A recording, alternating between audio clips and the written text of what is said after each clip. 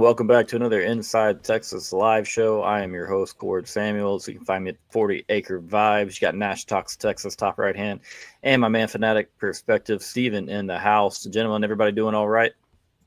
Yes, sir. Thanks Good, for good. having us. Yeah, man. Sorry to get bye week. We have to get you guys in here on a bye week. I thought had the week off. Oh, we can relax a little bit, but no, I'm kidding. Y'all both been putting out great content. Obviously find Nash there on Inside Texas. You can find Fanatic Perspective all over YouTube and Twitter. Um, Great content. Very, very knowledgeable about what's going on with this Texas football program in 2025. And so that's what we're going to talk about for the most of the time here. We'll get into a little bit about Sean Miller and even Vic Schaefer, maybe a little bit, and his squad over there on the hardwood. But first, guys, hop on over to InsideTexas.com. You can subscribe for $1 right now and get some of the best analysis, recruiting scoops, and just overall forum, boards and chatter that you'll find in the entire market. So hop on over to InsideTexas.com. And as my man Justin Wells said, let us earn your business. But all right, in the comments, you got Kevin in here. There we go. We got the mega collab, the YouTube OGs. The guys are in the building, so it's gonna be a lot of fun. Always fun talking about with these fellas. But all right, we're gonna start with you, Steven. When it comes to this Texas offense, obviously the offense has been the bigger the question marks between the two sides of the ball, main two sides of the ball. Not trying to throw any love towards special teams. I got to do that. Those guys have saved us, but when it comes to the Texas offense, man, what are a couple things that you think really held us back? And let's say that what has been the first 2/3 of this season, and then a couple of things you like that you've seen in the last few weeks that you really hope to see more of going forward.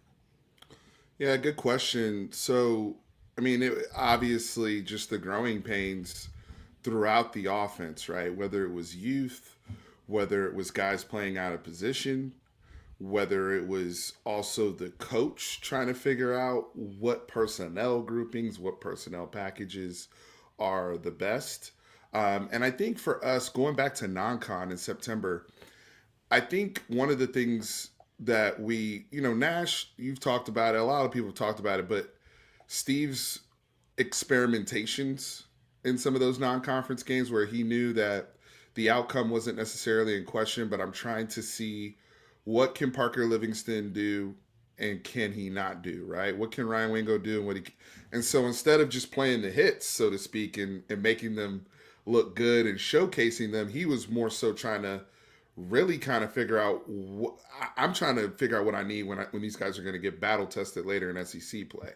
I don't really care about blowing out Sam Houston State or UTEP or whoever, but I do think that because we didn't have that first game just blow somebody out, welcome to 2025, and we had the Ohio State game, which was its own one-off. When I broke the season down, I broke it into 4 quarters, and I said Ohio State is its own quarter because it's such a unique way to start the season. And because we didn't see that offensive productivity in the Ohio State game, we all got frustrated with the experimentation. It's like, man, they're not balling. We don't see that explosiveness. And I do think some of that just took time, and that's the way that Steve Sarkisian chose to navigate this season with the group that he's had. Also considering injuries. I mean, he lost his center. Cole Hudson was the center. He was gone for a while. I think a lot of us forgot that. Cedric Baxter goes down. Now Trey Wisner missed like almost a month at one point, right? Like I'm playing all these different pieces. And I think one of the things that happened was Kentucky was the boiling point. And we won the game, but that week it felt like in this fan base that we had lost.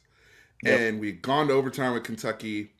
Arch Manning threw for what, Nash? 132 yards in the game. Wasn't much. Wasn't Everybody's much. upset. And what happened?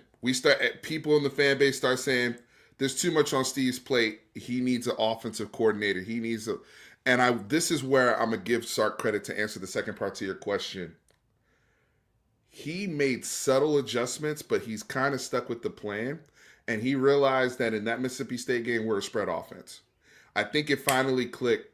We're an 11 personnel spread offense. And that's where Arch is the most comfortable.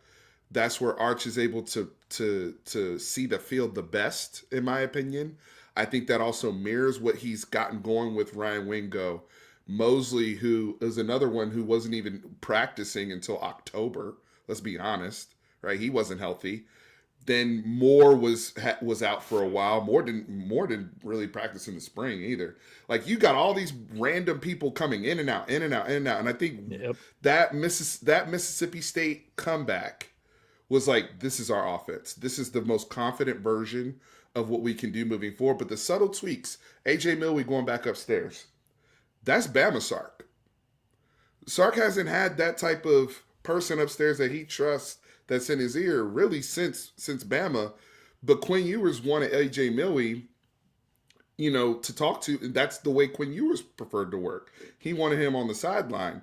So it was one of those things where he kind of had to say, you know what works for Arch and this group. And I think the best thing that happened, which made this really fully tick moving forward to our most recent game against Vanderbilt, is the return of Cole Hudson. Now he's playing guard. Now I have interior guys that have all played football before, because our tackles weren't really terrible. Goosby's been fine. Baker's been fine in pass pro. He's just young and he needs more strength. But I was never like, we need to replace the right tackle either. I mean, it was the interior, more so the left guard, that had been giving us problems. But now, with all of that coming together, him understanding we are predominantly 11 personnel, him understanding Arch is seeing the field better out of this type of offense. Now I get Cole Hudson back. Now my left guard problem is solved. Now we're picking up stunts. And now the quarterback is playing with even more confidence. Do you guys think it was the best thing, a blessing in disguise, I should say, that he had a concussion? Because they couldn't really focus on quarterback run game this week. They had to protect Arch. Yeah. It forced them to be very, very good at making sure the quarterback didn't get hit, because that turned into the best job they've done all year protecting Arch Manning. So, I mean, great question. I really think it's a combination of all of those things. I will say, man, really, really damn well said overall there. And I'll even add on to the blessing in disguise, which I can definitely agree with that sentiment.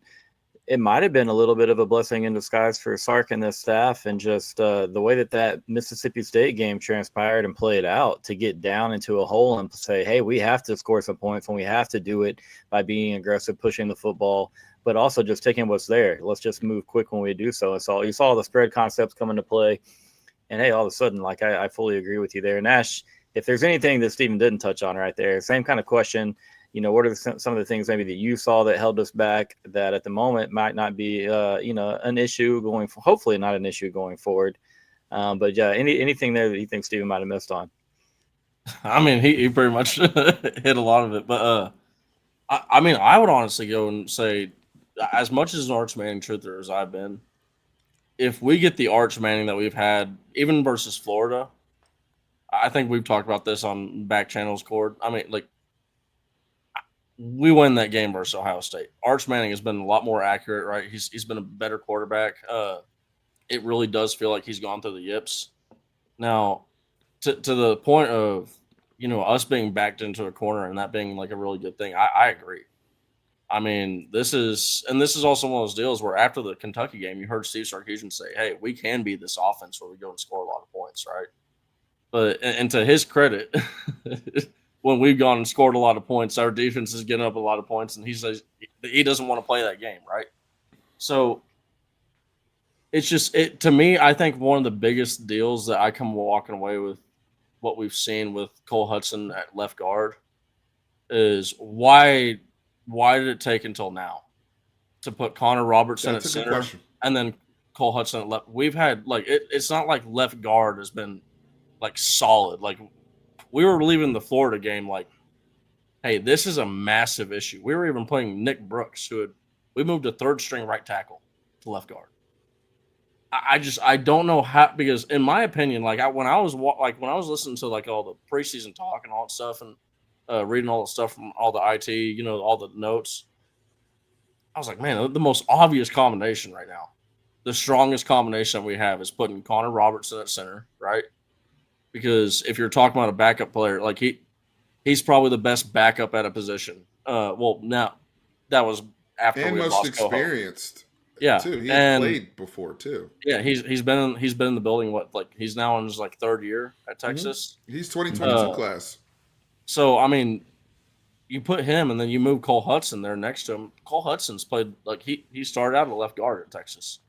most experienced guy. I mean, that just puts a lot of experience on the field. But I mean, it's just, to me, I just walk away with questions of why weren't we playing that offensive line?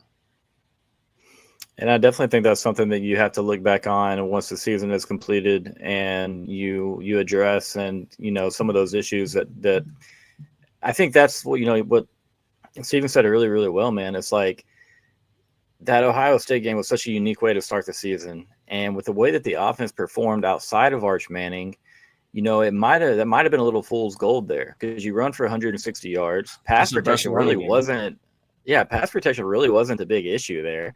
And so it's like maybe we thought we had a little bit more with this offensive line than did. Well, then very, very quickly, it's like, oh, the offensive line's kind of stinking up the joint. And then you still see Arch Manning, who had in my opinion, just had a very sped up mind there in a couple of, the early games that he struggled in.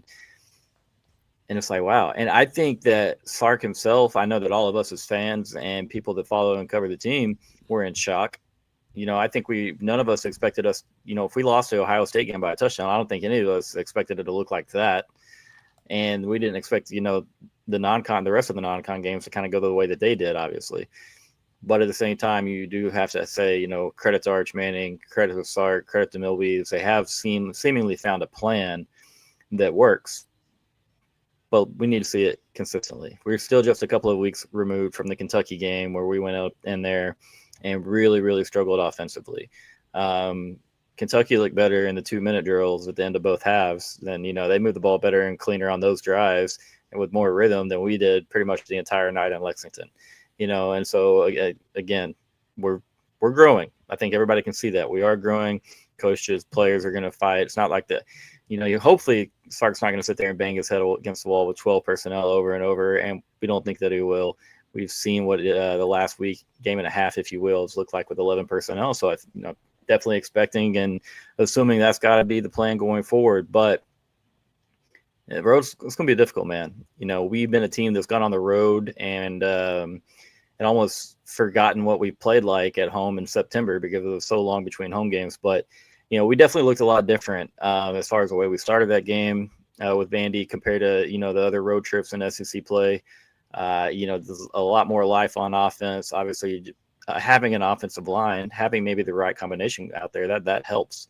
Confident that Texas can go into Georgia and find another fast start, fellas? What's interesting? I'm more confident now because the last 2 weeks, Nash, correct me if I'm wrong, we've scored on our first drive. Last week, we scored on the first play from scrimmage. That had been a significant problem for years. Yep. Was getting points on the first drive. Like, we don't score touchdowns to start the game, or Sark has to kind of get through the script, and then he, before it feels like recently we've been better at attacking our opponent on our opening stuff. At least the last couple weeks, and I at least feel good that one of them was on the road. But to David Keith Williams here talking about, he's not sold on it until these games. I'm with you. I mean, to be fair, you got to do it against the best. And the thing where Georgia by name, and this is not disrespect I want to send out here, okay? But by name and by the staff, I love Glenn Schumann. I love Kirby Smart. They're some of the best defensive minds in the business.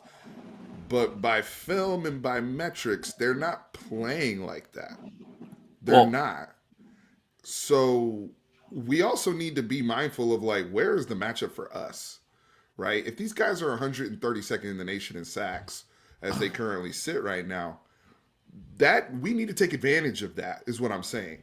Don't let people off the hook. That's where people get mad, like the Kentucky situation, for example, when them boys are 83rd in the country versus the run, or 110th versus the pass, and you can't throw on them, but everybody else can throw on them. That's where people get frustrated. So we got to also look at Georgia. I fully expect the night of the 15th, because it's a night game, that Kirby is going to be dialed up. Glenn Schumann, they're going to be dialed up. But at this point in the season, you are what you are as well. And Georgia has not shown me that they have fixed all these problems defensively in terms of getting pressure, unless they send heat. And if they send heat, my quarterback is in the field now. Yep. They haven't been getting pressure organically. So we need to be able to take advantage of some of those weaknesses that Georgia has that they did not have in 2024 when they had Michael Williams and Jalen Walker. Really well said, man. I think it's very important to go in there and start fast. We need another dialed in script. Now, it helps the script out a lot when you can just throw a little screen and flare out there to Ryan Wingo and he turns it into 60-yard. I mean, looks like prime time AD with the ball almost. I mean, a little more speed, a little less power. He's hard to tackle when he gets going, man. So, again, that helps a lot. But, yeah, dialed in from the jump. I would fully agree with you, man. It's not a Georgia team that's as complex schematically as they've been in the past either. They're having to be a lot more simplistic for that back end because there's a lot of inexperience there, and they can't do some of the more exotic stuff that a traditional Kirby Smart defense is known for doing. Obviously, they don't generate the pass rush that a normal Kirby Smart defense that Georgia has produced in the past. It is a game that Texas can go win. I'm going to sit there on Twitter and I'm going to do another dumb, really stupid bet. You know, I felt really confident going into OU. Said if we lost that game, I'd get the score tatted on my body. I'm pretty confident about Texas going into Georgia. I'm just going to say that. I'll get more into it. We got plenty of time. But how about you, Nash? You think Texas can go out there and replicate what they did with Vandy against a Georgia team that athletically is going to match Texas? You know, Texas is not going to have – the size and athletic standpoint, like the way that they did at Vanderbilt. We should be able to block a Vanderbilt front. No disrespect to Clark Lee or what they're doing over there. But when you look at the numbers on paper, we should be able to block and handle them. You know what I mean? Georgia's going to be able to match up athlete for athlete. But, hey, they're struggling to produce a pass or a pass rush. We're struggling at times to block a passer block the pass rush up until the last week. So how do you feel? I would just say this when we're talking about Georgia, because I fell into this trap last year. Stevens should know this very well.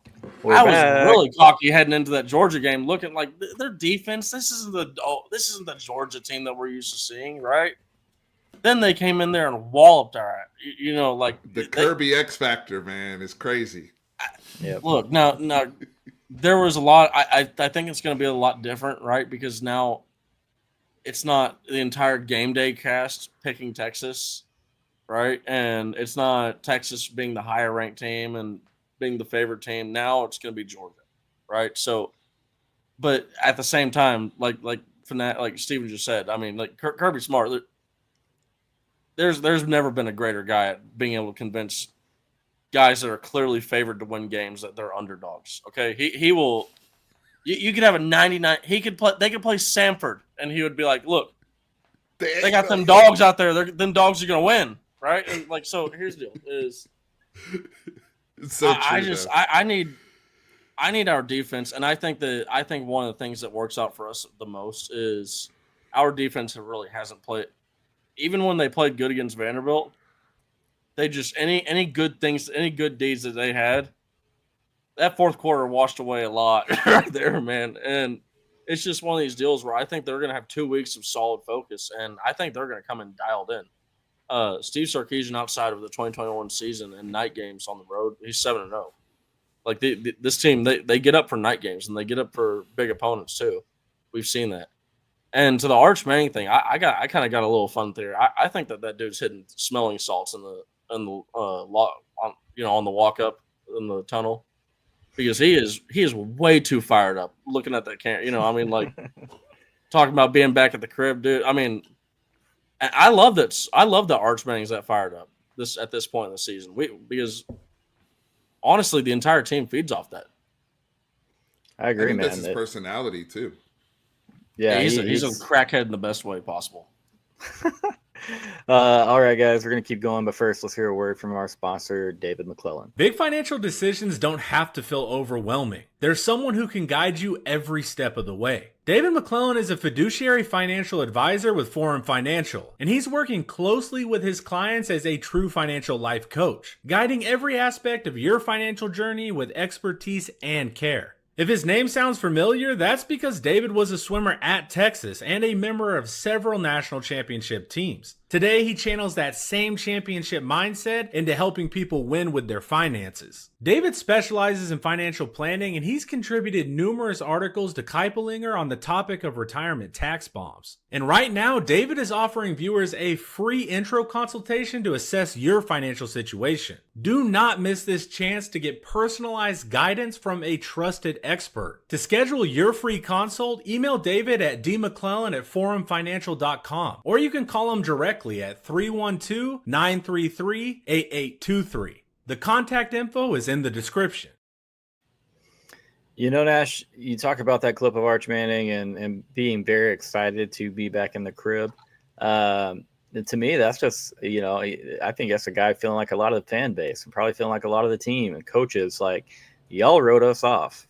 But, hey, we're back here with a chance, still in control of our own destiny, and, hey, playing our best football of the year. But I will say this. Kevin makes a really good point here. There will be that continued chatter if Steve Sarkisian and Texas cannot come up with a win at what is most likely going to be, assuming that that Georgia does handle Mississippi State this weekend, the top 5 Georgia team. But yeah, it forgets the exact stat, but Texas 1-7 against top 5 teams. Any particular reason for shortcoming against top 5 teams? I don't remember a big win since Alabama, and I'll go first, and then I'll let the pros do it. But, it does seem when talent is equal, when teams can match Texas athletically on the defensive side of the football, they've got the best of us. We've been stale at times, since, I guess, Tuscaloosa. We did put up points in the game against Washington, but ultimately defense plus a couple of fumbles cost us there. It's time to start winning some of these games for sure, because you look at that number and it only gets uglier and uglier if you lose to a Georgia, you lose to what's going to be a top 5 Texas A&M by the time that they come to DKR. It's time to start winning some of those games, and assuming that, maybe you take care of one or hopefully both, you get into the playoffs and you'll have more opportunities to improve that record. But Stephen, what are your takes on that? Any particular reason that jumps out to you why Texas has struggled against top 5 teams or teams with equal talent? The big reason for me, I think the gap in those games has been situational football. Yep. I think if you look at the meat of many of those games, Texas has played either to a stalemate with the opponent or played pretty decent. Even the Ohio State Cotton Bowl, right? If you look at where Ohio State won, they came out to start the game. They got a score. Texas didn't, right? Opening drives. Ohio State got a score. Texas didn't. Right before halftime, the TreVeyon Henderson play occurs. The moments where it's like, hey, this can't happen, you give it up, right? And then end of the game, we get back in it. Jaden Blue has both of those touchdowns to where Nash was sitting, and we make up the margin. We make up the margin in the middle of the game. But when it was situational, Ohio State has the ball. They're at the 1-yard line. Will Howard and them getting in the end zone with Judkins, right? We get in the same scenario the following drive, and we can't get in. That's the difference. Kirby Smart, SEC championship game. Kirby Smart loses his quarterback at halftime, correct? They go to Gunnar Stockton, who had not had experience yet. They go back to old school Georgia athlete ball. We run in the rock. We don't have a choice. We can't run the offense we were running with Carson Beck. He loses his punter. Remember, they had that guy that was punting the ball all over the place. They lose the punter. Nash, what they do when they lose the punter? They do a fake punt. It's stuff like that has gotten Sark beat. That you got to go the extra mile. And didn't they not even have a punter on the there wasn't even it's not like the backup punter wasn't even on the field, right? They had all athletes on the field. Nah, they're gonna kick it. They're gonna kick it. They're gonna kick it. And the light bulbs weren't going off. Yeah, okay. Massive plays, right? Washington. Sark said it, the thing. The Washington game. We're inside the 10. We're inside the 10 to win, and we can't get it in. So, did they play well in the Washington, even despite Michael Penix? Yeah, but they didn't do enough, right? And so, that's what's been a big problem in these games. The 1-7, the one game is Bama, right? Nick Saban beating, and I'm not taking anything away from Sark, because going down to Tuscaloosa winning when they did, the way that they did, That's what we want to see replicated. But I would be remiss if I didn't mention that was a baby Jalen Milroe who got benched the next week and didn't really become Jalen Milroe until after that game too, right? That was kind of like Arch at Columbus, you know. So what we need to see come November 15th is I want to see the version of Sark that I saw on the sideline versus Vanderbilt at home. That's engaged. That's working the referees. That's chewing out people on defense. That's locking in on certain high leverage defensive snaps. I'm not seeing him going through his play sheet trying to figure out. That's what coordinators do. That's what Milwee's doing upstairs. That's what I'm not saying you don't need to stop call plays, but let your coaches coach in those moments so that you can handle the situational moments. And I saw him do that in Vanderbilt, especially when the game was getting sideways in the fourth quarter. Sark, at least I saw the coach fighting. I didn't see him just there with his pen like, while chaos is going on. So if we can get that version of Sark in Georgia, I think that can help alleviate some of the problems we've seen situationally in these big games. That was really damn well said, man. You go back to the 2023 loss in the Red River. Texas fails to score from the 1 yard line. Texas has another turnover in the red zone. It's the important situations that Texas has failed on numerous times in those top 5 matchups. You come out of that, or you go right before the half, you get a touchdown against Washington to tie things up at 21. You come out of the half and you cough it up and essentially give up a touchdown. You give back the points that you just fought so hard for. Texas had trailed for that entire first half, worked hard to get back in the game. And then boom, you give them a couple bunnies, and that ultimately that plus, I mean, let's keep it real. Michael Penix was phenomenal that night. I mean, he wasn't missing an inch. No, he was not at all. He was on to the inch. To the end. I mean, you look back at the loss to Georgia in the SEC title game. You miss a couple of field goals on top of everything that Steven just said. I mean, there's the devil's in the details. It's a game that you've got to be, especially to win at the highest level against elite competition. You've got to win some of those details. Like you can't mess up on some of those little things. Like Nash just talked about not having a punter on the field when Georgia's out there lined up in punt formation with an injured punter and another guy that's spraying it all over the Georgia dome. You know what I mean? So I guess it's Mercedes-Benz. Yep. But yeah, it's tough that you can look at every single loss that Texas has had. I mean, because thankfully there's been pretty few of them in the last few seasons, and you can really pick out a handful of plays. You collectively could sit there and say, okay, all of those games were determined by roughly 24 plays or so, and we've been on the losing end of a lot of those plays. But to the guys' credit, they put you in some pretty big high leverage spots. We've had guys, look at Ohio State. They fought back. Ohio State was the best team in college football last year. And to know that, we give them one of their few scores in that game on a scoop and score and a very simplistic running back screen pass with under 3/4 of a minute to go in the half. It's hard to stomach. But how about you, Nash? Anything that jumps out as far as in these big top 5 moments? Anything we're going into Georgia worried about that we're going to see again? I mean, I just want to add on to what Steven said about this, because this is only going to make the nail, drive the nail in further and make it hurt a little bit worse. The problem is, it's not like we're out there getting beat. They're not getting smoked in any of these games. No. So these I'm going to read off all the top 10 games that we had. Steve Sarkisian, top 10 versus Oklahoma, right? 48-55. We give up a 21-point lead, right? We lose by 7 points. Next week, Oklahoma State, we lose 24-32. They were ranked 7th, 8 points. Number 5th Baylor, 7 points, 24-31. Number 2 TCU, number 1 Alabama, we lose by 1 point here at home. They're ranked number 5. Number 2 TCU, we lose by 7 points. Thank you, Jade Barron, for even giving us a shot in that game. Number 8 Washington, we lose by 7 points. The next year, number 5 Alabama, thank God we won a game. That's Steve Sarkisian's one claim versus I think even the top 10. But then you go Washington, that day, right? 34-24. Yeah. Washington, we lose by 6. 2024. You go down Georgia, that was 15-30, but that was I'll still stand on it. That game when we were sitting there, but even like Steven just said, bad situational football at times is what's Yeah, keeping and us from well, winning those that's where games. You make we it win the game. 23-15. You got Georgia and Carson Beck pinned at like 3rd and 15 or maybe 3rd further. and 15 inside their own 10. And they then you also throw look at a the deep other. in route dot and go and score an 80 play, or an 80-yard drive. So yeah, go ahead. Sorry. You look at the other one that we have versus like Arizona State, number 7 Arizona State. That game felt like Kentucky, but in the playoffs.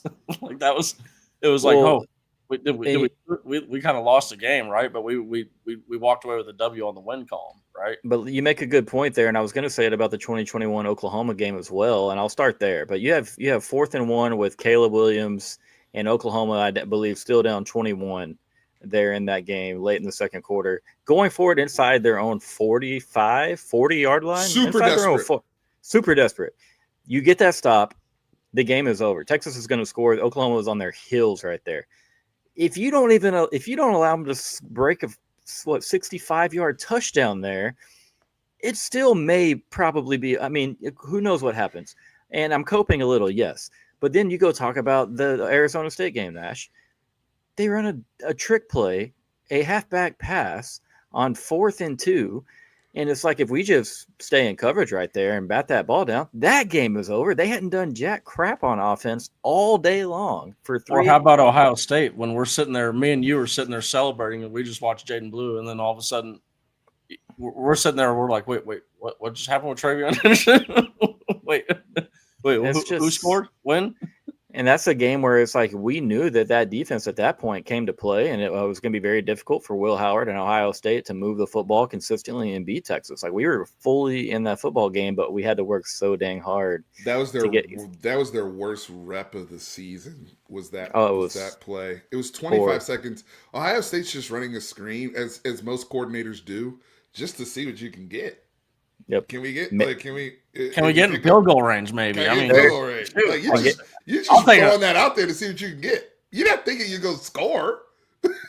They're thinking best case scenario, they pick up 10, 15, 20 at best, and think, hey, we have a shot to take. We got time to take one shot, kick a field goal. Game. It was a tie game at that point. And points were very critical in that game, obviously. We're going to keep going, guys. Got about a half hour left, but let's hear a word from our second sponsor of the night, Laura Baker. If you're looking for a home in the Austin area, there's only one number to call. That's Laura Baker at 512-784-0505. Laura's a part of the elite Andy Allen team at Keller Williams Realty. She's helped Longhorns find their dream homes all over Central Texas. You can just ask our very own Ian Boyd, who moved from Michigan to Texas with Laura's help. Whether you're searching in Austin, Round Rock, Georgetown, San Marcos, or even parts of the 254 or the 210, Laura has you covered. So call 512-784-0505, or you can email her at laura@andyallenteam.com. She's a Longhorn, a friend of Inside Texas, and the person you need to call to get your next home in Central Texas. Call Laura Baker today. Contact info is in the description. So, hopefully this is a big opportunity for this program. I got blasted on Twitter last year, Fanatic and Nash. I don't know if y'all remember this. I got on Saturday morning of the Georgia game. Obviously, it's an evening kickoff. And I said, Texas can prove so many things to so many people today. One, DKR is a tough place to play as far as like SEC standards go. Two, that, the Big 12 championship, that season and that playoff run wasn't a fluke. That the Texas had played good football going up to that point, because everybody said Michigan was down, correct. Oklahoma was down, correct. That was our chance for 2024. And as soon as that game was over, man, I got bodied by dogs. I mean, they came from everywhere, every different rock you can find in the state of Georgia. I had Bulldog fans coming out from under and coming at me. So this is personal. This one means more than any other SEC opponent so far. I'll even say Oklahoma, because I felt good about that game last year. Obviously, felt good about that game this year. We've got, let's see. I do think, Cord, though, last year because I went to the game at DKR. I felt so good going into that game because of how Texas had been playing ball and just, where I thought the team was and where Georgia had been. I mean, Carson Beck came into that game struggling. They had that crazy, probably the game of the year versus Bama, where it was up and down. I'm like, man, their defense is good. I knew about all their players. Malachi Starks all day, but like, yo, I'm like, we got guys too. Like we gonna score. But what I did not account for and what I think was necessary for Sark and his team was that to me was our welcome to the SEC moment. Because Kirby Smart, motivationally, practice-wise, preparation, details, they knew every tick of us. But what made me feel better was I really thought we were matching their energy in Atlanta. Yep. If we had not played that game in Atlanta, and this is the first time we play in Georgia since DKR, I would feel way different. But because our guys, so many of our guys played in that game in Atlanta that will be playing on November 15th. They understand the level of detail that you need to have, the level of preparation that will need to be, and where you're probably going to have to take your body against these dudes. You're probably going to have to take your body to a level you didn't take it to against anybody else this year. Maybe Ohio State or Florida, but I do feel better knowing that we responded physically in that. I know we lost the game, but we responded physically against those guys. So, the DKR thing, I think it was a necessary evil that had to happen to get us in the right mindset of what type of conference we in now. Well, Yep. I think when you're looking at, we lost that game. The reason why we lost that game is no longer on the roster anymore. If we're just being honest, and that might have been the reason. Because if you look at it, he had a tough game versus Arizona State, and then he completely lost his job. Will Stone was the kicker moving into the Ohio State game. So this is just one of those deals where it also shows like the stresses the importance of special teams. All three phases of the game, you have to be on point, especially against a team like Georgia. But to that point about our team matching their physicality, our defense. I'll still stand on this. I think our defense did enough to win. Our defense won those games. If you could individually hand out wins and losses to position rooms, I'd hand out 2 W's to the Texas defense in the Georgia game and in both the Georgia games. Because if you look at where they got handed the ball, anytime that I think like they only had one scoring drive that they didn't get the ball on plus territory. They were starting with the ball. Quinn Ewers in this offense, they were turning the ball over on the 30. They were turning the ball over on the 20. They were turning over the 40. Like they had the ball in field goal range every single time that they got their hands on the ball immediately. So that's just one of those deals where I'm not going to blame the defense for letting up scores on that. The fact that we even held it to a 30-point game is a damn miracle in itself. But my entire point with this is if I'm a defensive player for Texas, so like what you said, like knowing how much you have to sell out for this game. Guys like Michael Taft and all that, like these guys, they're going to be selling their soul in this game. They're going to be pissed off. There's a lot of Texas players that were on this roster last year that they've had to sit there and they've had to watch Georgia win twice. And if you're a competitor, that really doesn't sit right well with you. Yeah, go ahead, Stephen. Sorry. I just real quick. My only thing though with the defense in the second game, to be fair, they gave up a touchdown in overtime. That's on them. They let them run the ball into the end zone in overtime to win the SEC championship game. So like you like as a pride thing, that is on, as well as they played in the game, they did give that up. So I can't not hold them on that. But here's my thing though, guys. In terms of the matchup coming up, I'm not worried about us at the line of scrimmage. I'm worried about us on the back end. Yep. That's the problem. Like I think we're gonna get pressure on Gunnar Stockton. I think all of our guys on the front are gonna show up. Are we, even with Taft and Jelani coming back? I think that's something I think we got to discuss is with this Georgia passing attack that is good. Gunnar Stockton is one of the better quarterbacks in the country. How are we going to hold up against that? Because we've been struggling on the back end defending the pass for multiple weeks now, including the Kentucky game that you brought up, Court, in those situational moments. So that's my question is, I'm not worried about us as physically. I'm worried about us more on the back end. I fully agree with you, man. And also the Georgia, the little buck sweeps and tosses that they like to run, that scares me a little bit because we haven't been exactly perfect out there on the edge, and we've taken some bad angles, given up some really bad plays, poor containment. Georgia hit us, I believe, their first touchdown last year at DKR. They ran a little sweep in a big moment there. It might have been a 4, yeah. Mm-hmm. And so right there in the end zone I was in, the north side.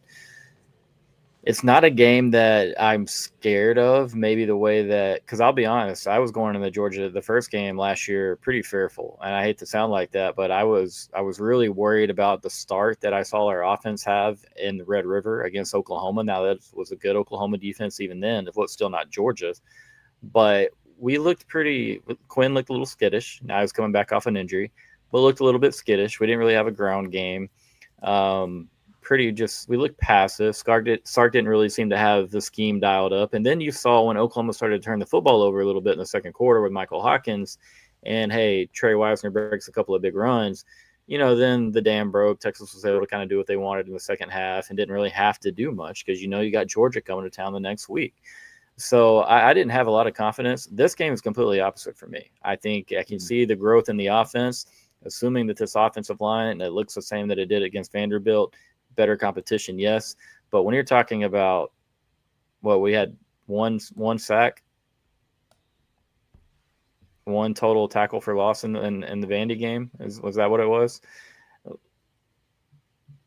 I want to say I might have it at I thought we gave up no tackles for loss outside of the sack, but could be wrong. But point is, we didn't give up. Oh yeah, no, yeah, we only had one negative play all game. Yeah, we didn't give up a sack in Vandy. There wasn't even a sack.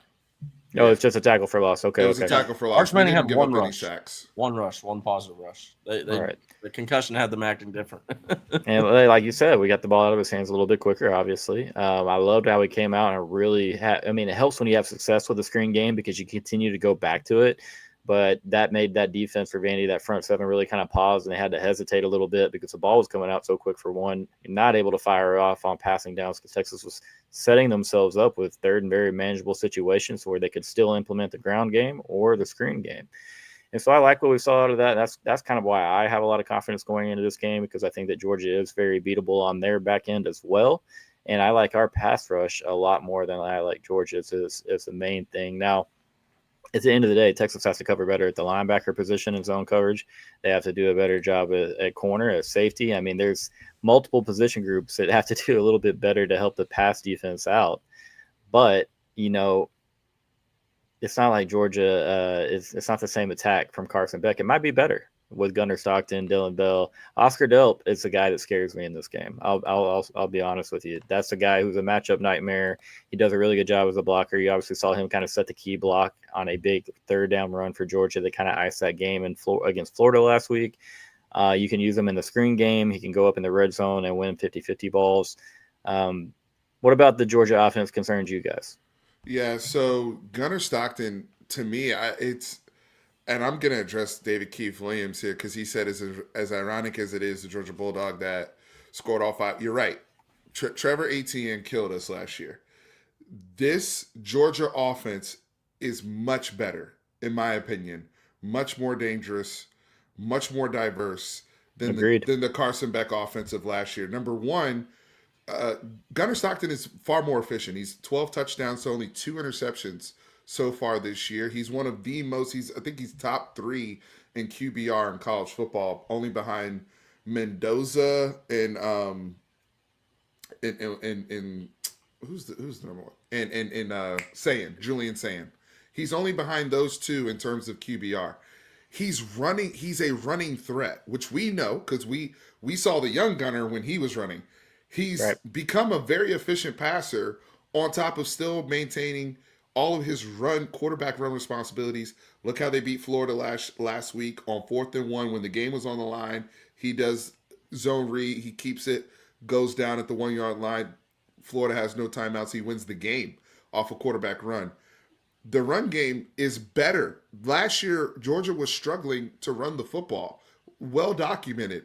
As a matter of fact, the 2 games that they ran the ball decently were against us. The rest of the season, they were struggling to run the ball. Now you have Bowens. They have multiple backs. Bowens. We saw Nate Frazier last year, who was a young boy. He was a freshman. They've also added Zachariah Branch, who we were talking to, but we were like, yo, we ain't taking your twin brother.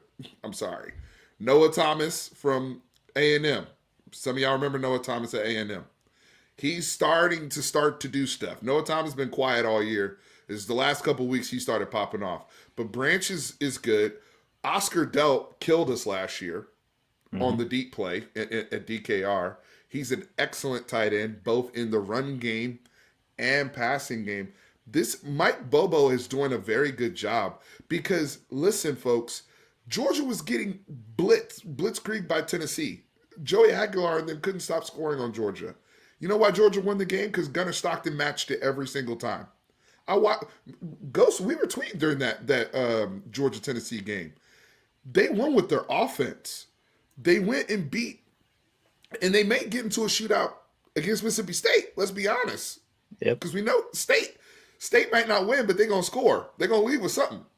And so we're going to see a very good – I think this might be the best run offense that we see holistically in terms of weapons and how the quarterback is playing, because they have a good mix of kind of everything you want to do offensively. This game is a great challenge for the Texas defense, Georgia offense, strength on strength. Oh, really well said, man. They can hit you deep. They can have a hell of an arsenal of screens that they can throw at you. They run on the interior. They run on the edge. Their offensive line is getting much healthier than they've been all season, and so it's definitely going to be a big test. And man, talk about those guys and having them in the red zone. You have a 6'6" Noah Thomas. I think Oscar Delp is like 8 foot, 6'12". Sorry, going back to some Cat Williams reference. You got, but Lucky, yeah, I mean, Lucky Lawson, yeah, Lucky Lawson. Yep. And then you have Zachariah Branch is lightning quick, and he can do all the underneath stuff, can kind of help you out. And so you really have to defend the whole field and be honest. They've shown that they can take the top off of a defense. You saw that, and that's kind of how they won the game up in Neyland Stadium that Steven was talking about. It is a really, really dang good offense. It's kind of odd to see Georgia winning in shootouts, but that it should make everyone scared, in my opinion, because they've found the ability to consistently eke out wins. Hasn't always been pretty, but you know that Kirby at some point that defense is going to take a major step up. Definitely hoping it's not next Saturday, the 15th, when we get over there. How about you, Nash? Stockton also 7 touchdowns on the ground leading Georgia. Yeah, another big threat in the red zone as well. You know what I mean? And talk about red zone efficiency, something we haven't been, super efficient at. So, but what you got, Nash? What kind of catches your eye about the Georgia O? I mean, kind of what you just said at the end there. Texas and Georgia are basically been really similar teams where they've been kind of in games where y'all should be winning these games easily, but they're kind of just meandering their way around late in the game, and they just find a way to survive, right? And these are the teams that, I mean, honestly, you hate like Georgia and Texas. They're probably looking at the same. They probably hate having to play each other, because when you play teams that, like for Texas's case, going into overtime, just finding a way to survive, right? Finding a way to survive the end of the Vanderbilt game. I mean, honestly, it's teams that have been tested and they've, have found ways to survive, and they really, their metal's been tested. Those are teams that I personally don't want to face. So I think that Texas and Georgia, they're kind of viewing this like holistically kind of the same as like, hey, this is a dangerous team that we really cannot, you got to play a full 60 minutes to kill both these teams. What I really love about our opportunity, yeah, no kidding. What I really love about this spot for Texas is that we get this bye week. We've seemingly figured out a few things. We need rest on the defensive side of the ball.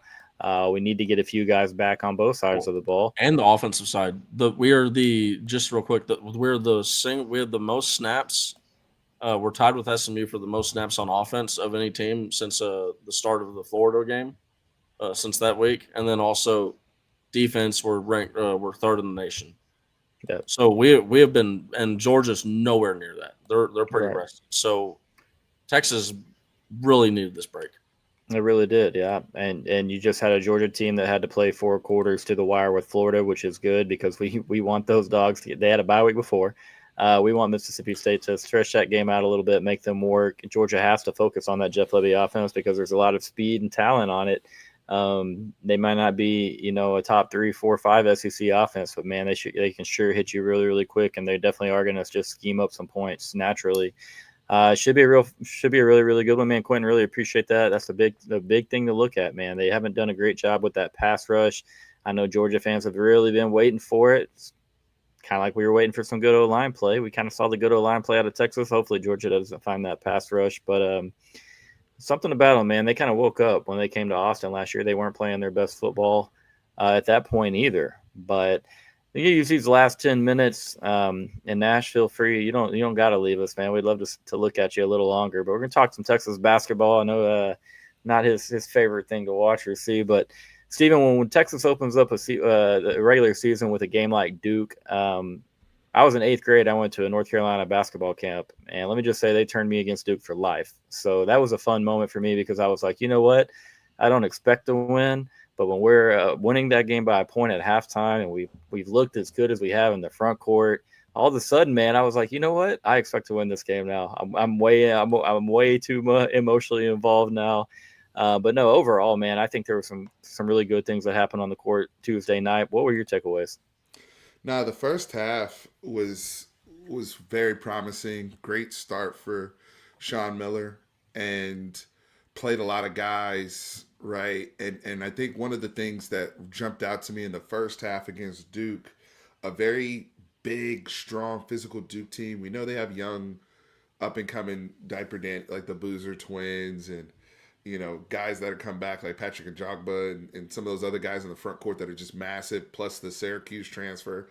They got plenty of size. And we were matching the physicality. We were battling on the boards.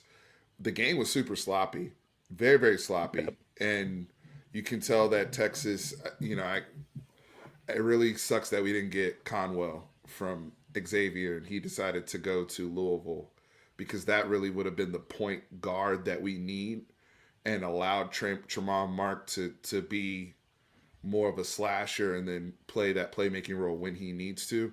Right now, Tremont Mark is wrestling with, I'm a point guard, so let me just focus on getting everybody else involved. And it's like, wait.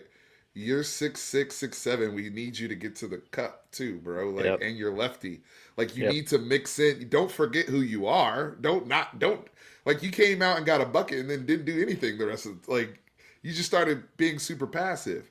I think it was obvious in the first half. Cord, I would love your take on this. I think Dalen Swain is clearly your best player on the team, and you need to kind of figure out how to build offensively around him. He's a true 6'8". He's an NBA prospect. I see the tools there. I think he just needed a little bit more space and to figure that out. But I'm encouraged. I leave the game encouraged. The Duke whistle in the second half was crazy. All right. I'm not here to cry about officiating and everything, but they made sure my boy Matas was getting beat down. And they got Matas out of there. They got Traore out of there. All of a sudden, we can't play ball. And next thing you know, Duke. Look, I already knew Duke was going to get going, especially since Cam Boozer was scoreless and he was the headliner for the whole game. Their superstar freshman didn't score in the first half. What's going on? Next thing you know, if you breathed on him, he was getting to the free throw line. ESPN and Disney was determined to get Cam Boozer going. Look, Steve, I understand it. Oh, go ahead. I got you, bro. So as somebody that's not that cannot take any heat for knowing basketball or not knowing basketball, what I can say is every time that Duke started to pull away and Texas was like, hey, they're like Rocky. They're still hanging in there. They're still they're woozy. But hey, it's still a fight. They were like, you know what? We gotta call. We gotta bring out the whistles. We can't be having this chamber Texas. Dude. I did like to see, as a non-basketball guy, I did like to see us continuing to fight. Consistently. It kept feeling like we were in some just giant hole, and then it's like you hear the announcers are like, "Yep, Texas just keeps on finding their way back out of this hole." Yeah. So the last thing. It's frustrating to watch Duke. Go ahead. No, I was just going to say it's frustrating to watch Duke because I feel like that happens so many times. And I remember back when Dexter Pittman was around, and we played Duke in the round of 32. And about the last 8 minutes of that game, Duke is just playing murder ball inside and on every board. And you got guards flying and leaving from the free throw line, just jumping on people. They didn't call anything. I'm tired of seeing it. I thought we might get one full game of where we're like, all right, we're just playing. And again, not trying to cry about it, but if you watch college basketball, you know that the Duke whistle is a real thing. Sorry, brother Stephen, what were you saying? No, I mean, the only outside of, because I'm more so looking at this, like I came into the game expecting a loss. I'll be honest with you, because I'm like, I don't know what the rotation is going to look like. I don't know what Tremont Mark is going to look like in a Sean Miller system. I know what it was with RT and their motion and what they were trying to do, but with this offense, with these bigs, I don't know. Look, I mean, first of all, no disrespect to Kalen Cedric and Zarek Onyema. No disrespect to those brothers. Thank you, brothers, for your service. But my God, we have upgraded with our bigs court. Matas and Traore alone, it's night and day. The way that these guys screen, it's the little things. How are you? The guard Jordan Pope automatically becomes more dangerous just because they can set a proper screen on the perimeter without fouling, or they're a threat to roll to the cup and get a dunk and not screw it up, right? Like both of them can do that. Traore can actually pass off of it when he gets it back. Like they are just so much more skilled as basketball players. Like I'm excited about our bigs competing in the SEC when we play teams like Tennessee, when we play teams like Auburn that are a little bit bigger. I feel like we'll be able to match up a lot better than we did. And I think it would be better for our guards to get space. We got to shoot the rock better. Only Swain and Pope hit threes, I believe, and Pope shot well, but you know, I want to see us come along there because Sean Miller teams shoot the basketball. That's what he's known for, right? But that's going to take time to develop in recruiting as well.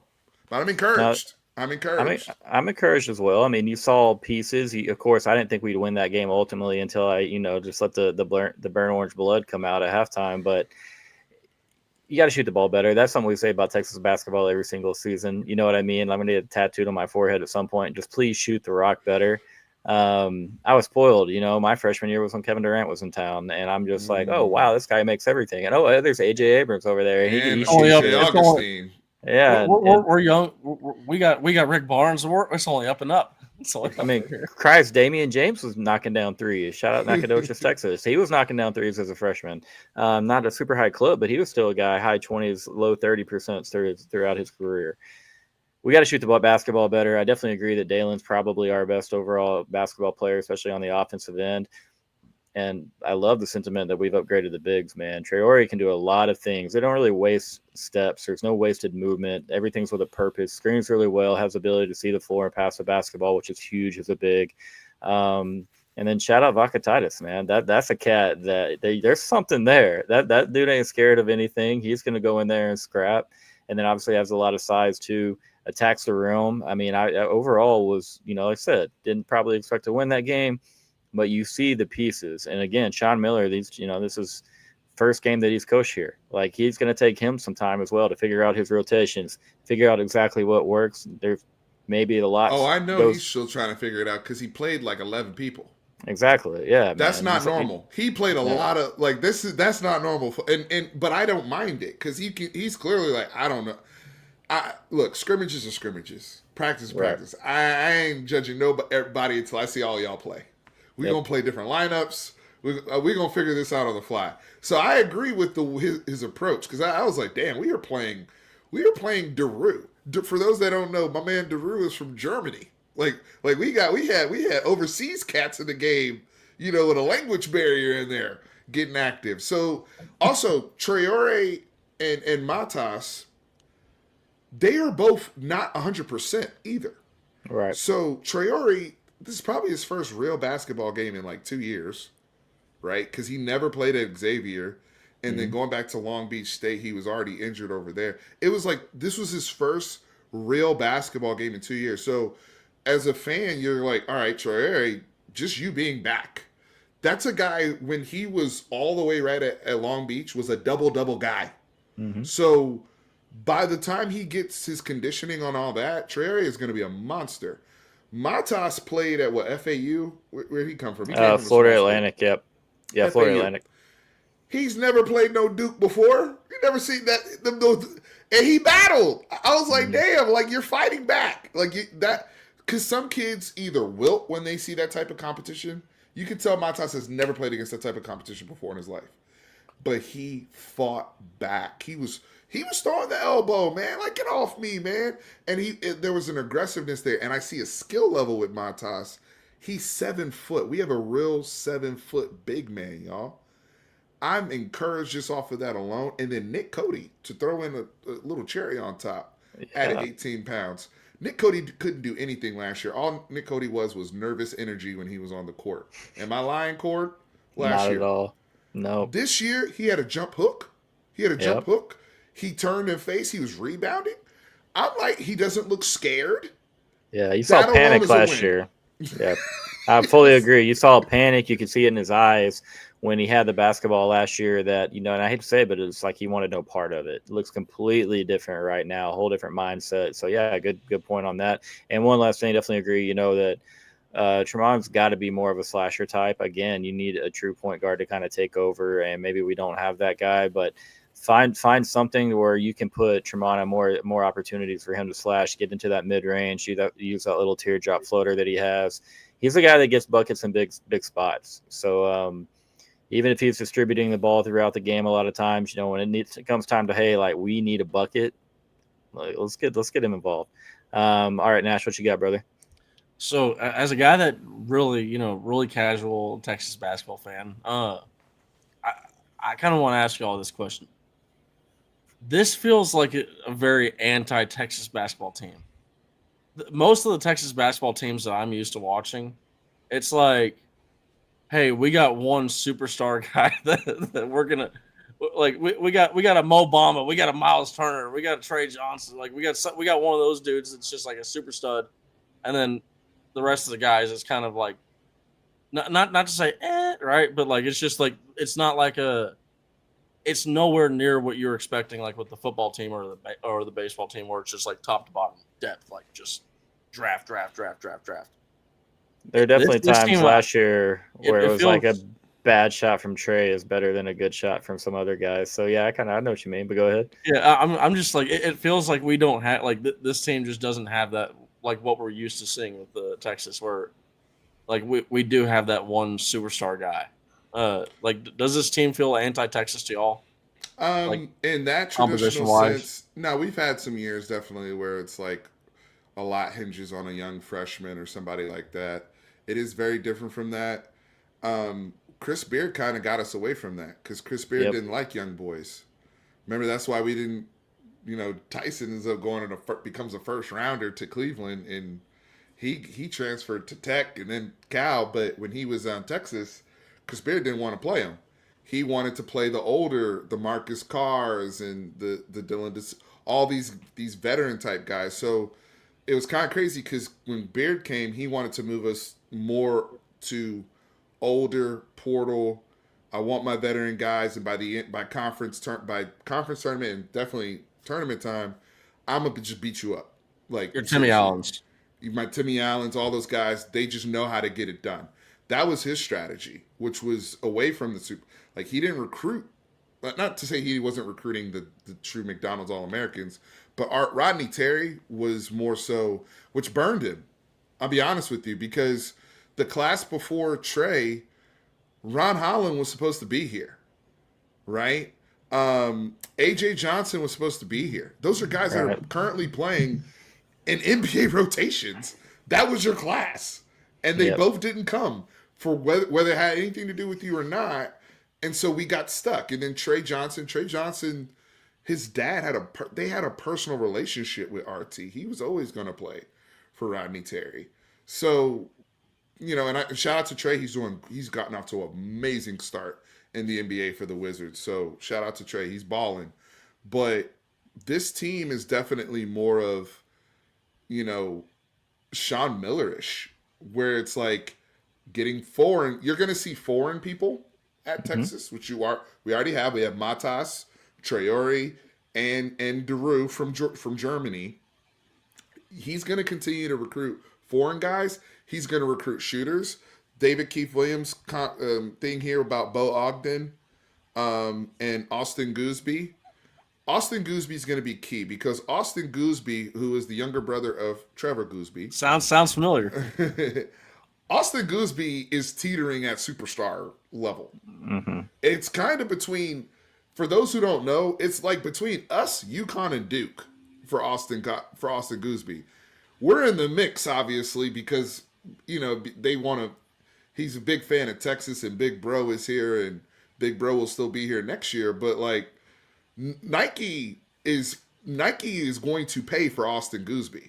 He is teetering already. Like, go to Plano and watch him play. He's on the same AAU team as Marcus Spears Jr., who's the number one player in the class, whose sister is the volleyball player, right? So we got all these family. We could be getting back into the superstar business, Nash, if we get Austin Gooseby. That changes things. Bo's good. Also family business because who's the general manager of Texas basketball? Chris Ogden. So his son Bo committed to Texas. But Bo's going to be playing against real competition this year because he transferred high schools. And he's going to Westlake now, right? He transferred to Westlake, I believe. So he's no longer going to the little boys' school in Austin anymore where he's putting a 50 on drop and killing people. He's got size. He's got a clip. He can shoot it. But we want to see him against better competition before I can say, oh, Bo Ogden's going to be a freshman contributor is my point. Yep. I also like the other kid we got, Joe Sterling from California. That guy's all business. If y'all didn't see his commitment video. Sean Miller's doing his thing, but Sean Miller's an offensive-minded coach. Sean Miller's like Sark, kind of. Like I'll be honest with you. If I had to make a comparison, he's like a Sark. He's going to generate offense. He's going to have. It's going to be fun. I think it's going to be a good brand of basketball that people are going to like over time. But yeah, I mean, we'll see. We'll see. I'm encouraged though, fellas. I'm encouraged. I look. I'm pumped after listening to what you just said because I mean it sounds like obviously Texas football feels like the USC of the like early 2000s. The way that Steve Sarkisian's kind of like getting celebrities on the sideline, like letting all this like kind of like Hollywood stuff kind of get into Texas, but and then also you got Arch Manning and Colin Simmons. That's not going to hurt your superstar status over there, but. You got baseball. They got some superstars over there. Basketball sounds like we got some superstars on the way. So, hey, if the big three sports are up for Texas, man, it's gonna be a rough time hating Texas. Look, SEC don't play with basketball no more. College basketball, the best conference in college basketball is the SEC. We sent 14 teams to the NCAA tournament in a 16-team league. Your national champion came from the SEC. You had two Final Four teams in the SEC. This is serious business. And wasn't it the Big 12? Didn't it used to be the Big 12? Absolutely. Big East, then the Big 12. So you're telling me when Texas leaves the SEC that the Big 12 they hand off the Big 12 still serious. I'm gonna paint my narrative. I'm gonna paint my narrative. The SEC has got it now. Basketball.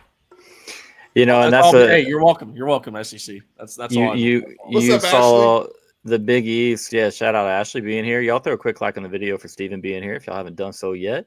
But yeah, you saw the Big East back in the day. It was always the conference that had the best guards. For a very long time, the Big 12 had probably the best overall guard play in the league. Now you see in the SEC, and you see a couple of these teams who are playing a run and gun style. They have bigs that can shoot it. Just let Sean Miller get his roster together. Sean Miller wants a big. He wants a 6'10", 6'11" guy that can go out and hit 18-footers, hit three-pointers. He wants that to be a staple. He's going to have a foreign guy that can go out there and shoot 42% from deep. Let him get his lineup in. Like Steven just said, he is a guy that knows offense. Shout out to our guy CB being here as always. Listen, guys, I withheld last night. I tweeted at like 9:30 and said I'm at the point of the night where I go to bed or I go to Whataburger. I didn't go to bed. Also didn't go to Whataburger. I think I watched like 2 movies. But as soon as we're done here, man, I'm due. I will be there, CB. I appreciate you being here and asking. But let Sean Miller have time, all right? Because like you guys just said in the comments, He's got some connections that are going to help him add a couple shooters, hopefully just, pretty easily between Gooseby and his own kiddo. Let's see what Bo looks like against a little bit better competition, but I think that transition is important for him to go ahead and play against better competition this year, obviously, before he gets into the best conference. Absolutely. And so just give him time. I still believe this, but Sean Miller is the best basketball coach that Texas has ever had. Does that mean that he will have as much success as some others in the past? No. But as far as knowing the game and not relying on a Kevin Durant or a TJ Ford, or an AJ Abrams, if we don't have you playing, we are screwed. I feel like such a Rick Barnes hater, and I promise I'm not. I'm just saying the chess and checkers thing always checked out in the end for me. And I really like Sean Miller as a coach and what he'll do with his NIL combined with the transfer portal. I think he'll put together a pretty strong product in Austin again. You could have the 6th best team in the SEC and potentially still have a chance to go to make a Final Four, because the conference is going to be pretty dang strong going forward. There's no way around that. But I know you're pressed on time, Cord, but can I make this real quick? This is more of to the fan base. And I know Nashville's the same way when it comes to baseball, but baseball's rolling right now with Sloss and what they had their first year, right? But damn right we are. When it comes to basketball, our community, I'll be honest with you, I started following Ghost through basketball because there's not a lot of us out here tweeting about it. Sure. There's not a lot of really watching, really absorbing Texas basketball. And basketball is a serious community. It's something to be excited for. This year we are blessed with an amazing freshman class throughout college basketball. There will be a lot of eyeballs from the NBA because of how many draftable, real potential franchise changing players there are in college basketball right now. But with the SEC, these schools like Kentucky, Florida cares. They are coming off of a natty. It means something. And I think we started seeing that excitement happen at Texas under Beard when the night we beat Gonzaga at Moody was like the peak, it felt like. And then obviously it went downhill pretty much immediately after the Gonzaga game. Yeah. But coming into this season, I'm a little disappointed because there's been really no juice from this fan base. I know. Considering them going and getting a Sean Miller, that's a big deal in itself. And I know I graded it, you're a little bit higher on Sean Miller than I am, but that's still a big hire and a big name in the college basketball community. And there's been a sense of apathy with Texas fans. And I do think that we are more of a front-running program when it comes to basketball right now, and that's fine. But when it gets there, the Moody, people will enjoy going to the Moody to watch this product the same way that Vic Schaefer and those ladies have won over eyeballs and fans. Like right now, the women's community is a little bit stronger than the men's. Rightfully so. They've been winning. But my point is the product will be Sean Miller's going to give you a sexy offense eventually. They will. They're going to score. They're going to get up and down. It's going to be an attractive type of basketball that even if you're a casual fan, you're like, man, these guys are pretty good. They're fun. They get up and down. They dunk. All that. That's what you're going to get. But we got to support this program because it could reap so many benefits for Texas throughout the entire athletic program. Trust me on that. Like college basketball is huge when you're doing it right. Texas became a cool school, if you will, when they had a TJ Ford who won a Wooden Award and made a Final Four run. And then you follow that up shortly after with a player of Kevin Durant's caliber. And then you have the DJ Augustine teams, the year after that made an Elite Eight and lost to Derrick Rose. Like those are really fun programs. Texas was always in the Sweet 16 every single one of those years or better. You know what I mean? They were around, and people know Texas football. Yes, they know Texas baseball. Yes, they won 2 baseball titles in a 4-year span just as all of this was getting started. But Texas was such a fun product, man. You knew that they were going to have a couple dudes because TJ was unlike anyone you'd really seen.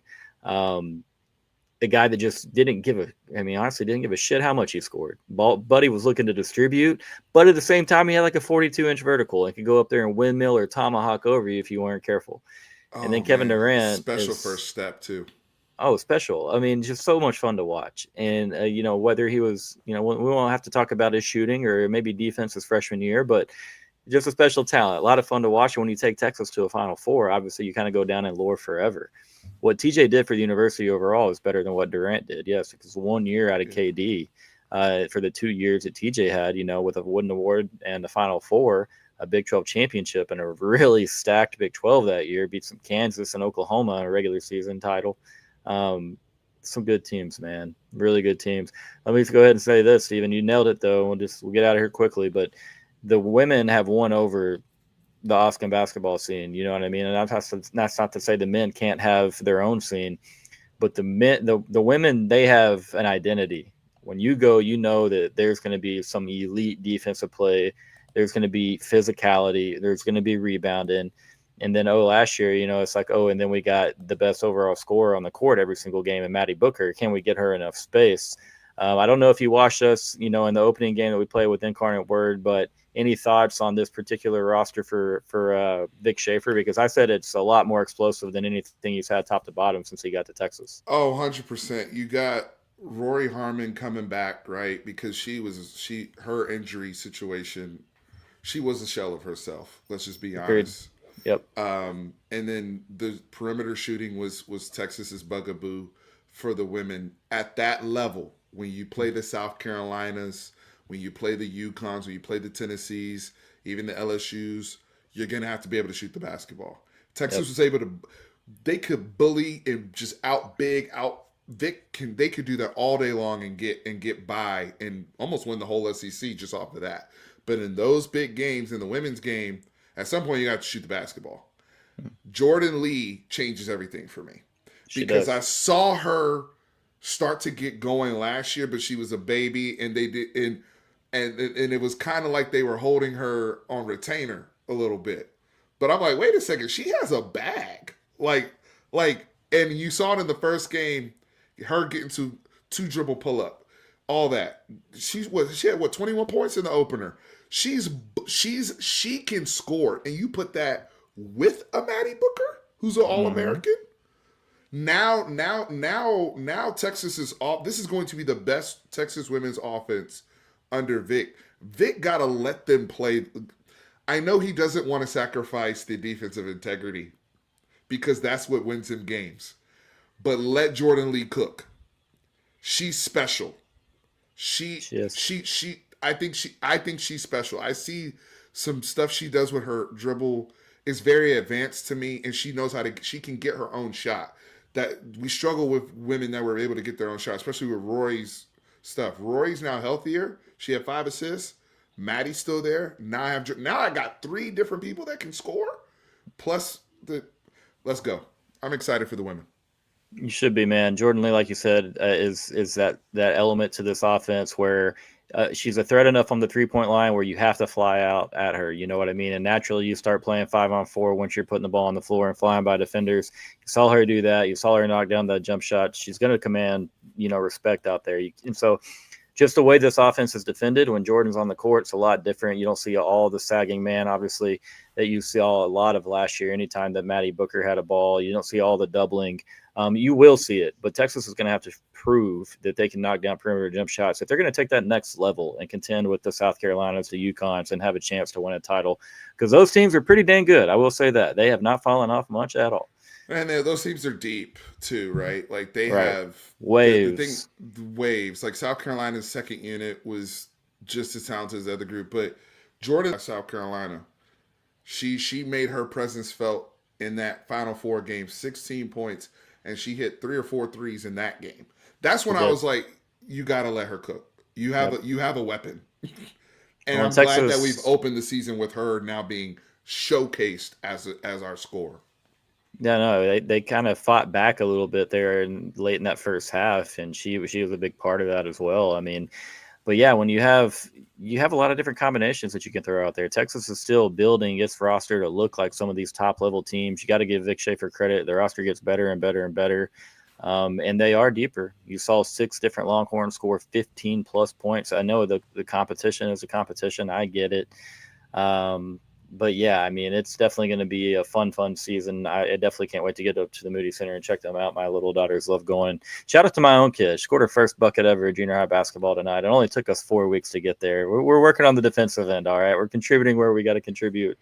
But they drew up a couple looks inside, and she converted on one. But hey, guys, team player, man. Hey, she's a volleyball player. They got talked into trying out, made the A team, and so we're lost. Dog or fish out of water, deer in the headlights, all the things you want to say. She's chasing her own tail, but she's hustling. They're having fun. They're 3-1, so we're taking it in strides. But hey, if she's on the court, that's something, man. I mean, especially if she's like fish out of water, man. I hate to say it, but when she was like, she's like, "Hey, I made the team," and I'm like, "Wait, really? Like for real?" And we don't. I play D3. She's never played basketball of any kind, never any rec or anything. So yeah, maybe it's just in the blood a little bit. But all right, guys, you in the comments, CB, really appreciate y'all. CB and David Keefe. We would be remiss though if we didn't. Aaliyah Crump. Yes, made her Texas debut. True freshman. 16 points, 5 rebounds, 3 assists. For those who don't know, Aaliyah Crump was a top 5 recruit in the country from Minnetonka, Minnesota, where Prince is from. She's a hooper. But my thing was, I was even going to give her grace, again, to kind of let her catch her win because we kind of held Jordan to the side. But I think Vic going to let these ladies play this year, man. He got to, right? You got too many scores now. I forgot about Aaliyah Crump. Like our debut balling, and Maddie Booker's still here. Isn't that taking a lot? Isn't that a good thing? You remember? Oh yeah, we got that. You're taking a lot of pressure off Maddie B to come through with 20, 25 a night. When all of a sudden you got Jordan Lee who's dropping 21, a cool 21. Aaliyah Crump played really well, especially in that second half there. Let Oklahoma. I will say Chavez looked pretty good for Oklahoma in that system, man. What did Chavez do? I didn't see the final numbers. I just saw the clips of all of her shots, and I kind of got sick of watching because I was like, "Dang," because she was hooping a little bit. I mean, she's really good in Jenny's system. You know, the system they run, just up and down the court, so many jump shots. You know, she's going to have a lot of space, probably more so than she'd have been in like our half court offense. You know how it goes, but. I'm not hating. 37 minutes, 6 rebounds, 5 assists. Aaliyah Chavez. That's going to be the most anticipated Texas OU women's game ever. By far. Because of Aaliyah Chavez. And there were some good ones. Boy. Is it in Texas? Is it home or away? I don't know. We're going to play both. We got home. Yeah, we'll play both. But whenever the first time they play, that's going to be some heat, man. Because a lot of people thought Chavez was coming. You got two coaches who I'm not going to say they don't like each other, but, you're Texas and Oklahoma. There's going to be a little bit of something there, and there's been some fun games in the past between the two. Can we be honest, though? That's a good thing, man. Like, I'm tired of watching Absolutely. Sark go hug Brent Venables. I'm sick of it, Sark. I want you spitting in his face, okay? I want to see Sark having to be held back by his assistant coaches. Having Tory Beckton out there, like, Sark, we gotta calm you down, man. Like, I'm sick of all this friendliness between Texas and Oklahoma. Sark don't have bad blood with a lot of people. I love you, Skip Johnson, right? But you know what? You're not at Texas anymore, right? You're at Oklahoma. Hey, careful. You're gonna get a little bit of hate. Sark don't have bad blood with a lot. Like even Sark and Kirby, you're gonna see them kiki. They are friends. Like he knows it's because of the staffs and all that. Like even Brent Venables, like they've been in the game so long. Like BV was a coach when Sark was a quarterback. when he was at BYU. You know what I mean? Like maybe it's like he's studying. Hey, and there's a Sarkeesian guy that I'm learning how to defend because I'm watching this crazy crap that Lavelle Edwards is popping out. That's a great reference. Man, it's always fun to see how some of these coaches interact with each other, but then it seems like, one competition, one moment, it can change everything. And I'm mostly just laughing at Lane and Brent Venables and the ongoing chatter. It almost seems staged the way that Lane just kind of bodied him in the press conference. Well, maybe he had the better team this year, and to each their own. But look, yeah. I cannot wait until Lane Kiffin and Steve Sarkisian go against each other because Lane Kiffin, like those two, they go back. They have a deep connection with each other. Spending a lot of nights up. Like, I mean, Lane Kiffin is good. That's going to be a hilarious week leading up to the game. You know, Lane's going to share some very personal. He's going to share some really funny stuff. Oh yeah, no, we're going to hear some amazing things. Like, I can't wait for it. But hey, the worst one was the bum fights this year between Brian Kelly and Dabo Sweeney. You remember when they were getting into it? Now that's like a bum fight. The battle of mid. The great battle of mid. All right, guys, let's get out of here. Thank you guys, CB, David, Keith Williams, everybody else who was in the comments. Yeah, it's going to be fun when they match up. Texas, Leah Crump, Leah Chavez, Rory Harmon, Texas defense, Texas physicality. How will that game be called? Can't wait for that. Everybody goes to Texas football on Twitter, but I'm telling you, basketball is every bit of my first love as much as anything else. And so I am low key fuming watching our women play sometimes because I'm like, we make offense look so hard, but man, I know we're about to get on this other end and make their life hell for a little bit. So I am really glad. I will say this, to have Sean Miller as our head guy. I do think exactly what Steven said. The product will be entertaining at bare minimum. Hopefully some wins follow with that as well. But all right, guys, thanks for watching Inside Texas tonight. Go InsideTexas.com. Subscribe for $1 right now. Like this video, subscribe to the channel, and go check out Fanatic Perspective on his channel. Go check out Nash Talks Texas. Y'all know all about these guys. They're the best, and that's why they're here. Y'all have a good night. And